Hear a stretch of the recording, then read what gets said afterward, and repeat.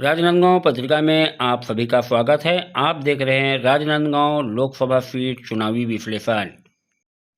Rajnandgaon Lok Sabha seat में संतोष के नाम पर असंतोष का माहौल, कांग्रेस की हो सकती है बल्ले बल्ले।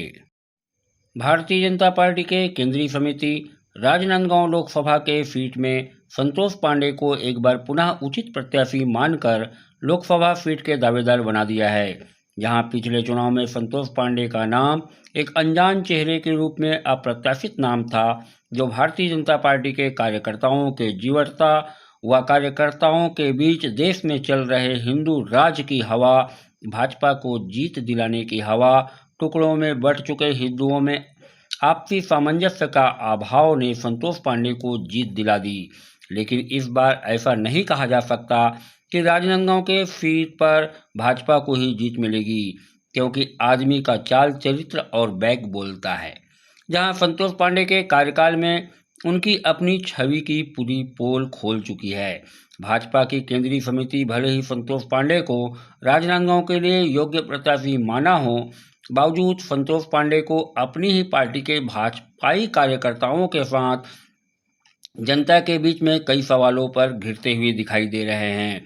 पिछले 5 सालों तक संसदीय सुख भोगने वाले संतोष पांडे राजनांदगांव जिले के कार्यकर्ताओं व जनता के लिए ऐसा कोई भी बड़ा कार्य नहीं कर पाया, जिनके भरोसे वे लोगों के पास स्वयं के नाम पर वोट मांग सके।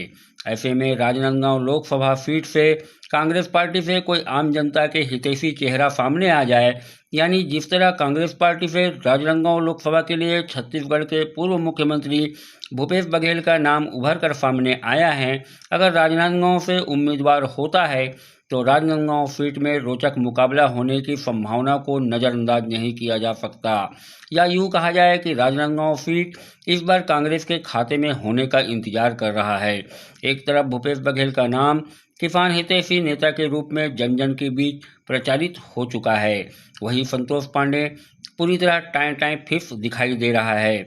वर्तमान समय में 4 जिलों में विभक्त राजनांदगांव लोकसभा क्षेत्र में 8 विधानसभा मौजूद है, जिनमें से 3 विधानसभा में भाजपा का कब्जा है, वहीं 5 विधानसभा में कांग्रेस का कब्जा मौजूद है। जिले में जननेता के रूप में जाने पहचाने नाम मधुसूदन यादव तथा पूर्व मुख्यमंत्री के पुत्र अभिषेक सिंह व पूर्व मुख्यमंत्री व वर्तमान विधायक राजनांदगांव के डॉक्टर रमन सिंह की अपनी लाबी मजबूती के साथ जिले में मौजूद दिखाई पड़ता है, जिनकी उम्मीदवारी या फिर कोई नया चेहरा का इंतजार कर रहे कार्यकर्ताओं में संतोष पांडे के टिकट के घोषणा होने के बाद मानव मंदिर चौक के जिंदाबाद नारे में भी दिखाई नहीं दिया। इस तरह स्पष्ट आंखों से दिखाई देने वाला विषय, जिनमें खुशी का वातावरण वाली कोई बात दिखाई नहीं दे रहा है। इस स्थिति में चुनावी समर में दूसरी बार छलांग लगाने वाले, 5 साल में संसदीय क्षेत्र के विकास से दूर रहने वाले, जल आपूर्ति योजनाओं में भ्रष्टाचार के मामले में संसद में सवाल पूछने के बाद चुप्पी साधने वाले तथा केवल और केवल मोदी के नाम के भरोसे चुनाव जीतने की संतोष में डूबे संतोष पांडे के लिए असंतोष की खबर आ जाए तो बड़ी बात नहीं है। चुनावी तारीखों के घोषणा के पहले भाजपा के चुनावी उम्मीदवार के लिए अपनी ही पार्टी के असंतोष कार्यकर्ताओं को संतोष के नाम पर संतोष करना आसान नहीं है। जो मोदी के सपनों को साकार करने वाली 400 सीटों में 1 सीट गंवाकर भाजपा को भुगतना पड़ सकता है। आप भी देखें वीडियो। इस बार चुनाव के क्या बड़े मुद्दे होंगे जिनको लेकर आप जनता के बीच? नरेंद्र मोदी जी के जो काम है उसे लेकर जनता के बीच में जाएंगे। मातृवंदन योजना, आवास, धान की खरीदी, रेलवे में काम, बड़े बड़े स्टेशन जो यानी कहे कि एयरपोर्ट की तर्ज पर बनने वाले हैं, ऐतिहासिक काम, हैदराबाद एक्सप्रेसवे, गढ़चिरौली के लिए, रजेगांव, लांजी, बालाघाट से लेकर के रायपुर के लिए अनेक सौगात। सबसे बड़ी सौगात रामलला का अयोध्या में प्रतिष्ठित होना, ये हम सब के लिए परम सौभाग्य है। माननीय नरेंद्र मोदी जी के लिए जनता तैयार बैठी है।